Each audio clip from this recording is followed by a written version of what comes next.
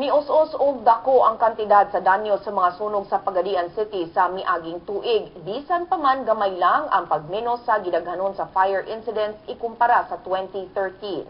Si Jong Cajon sa detalye. Jong?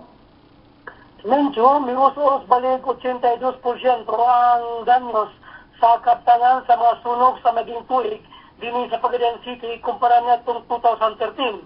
Adaalang sa kaping 5.1 million pesos ang danyo sa mga kaptangan, samtang miabot kapin sa 28 million pesos ang danyo sa tuig 2013.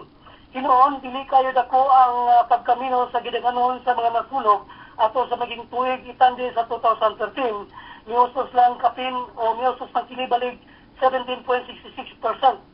Di pasabot ni Pagadian City Fire Marshal Senior Inspector Luigi Olmedo nga sagad sa 28 kasunog sa maging tuig naglambigit o kabalayan kon 20 kabalay ang sunog samtang ang uban mga industrial, commercial, government, grass fire o uban pa.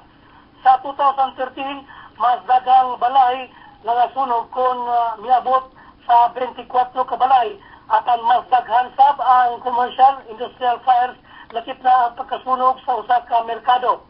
Duha hinoon ang namatay sa mga sunog sa naging tuig samtang usa lang sa 2013.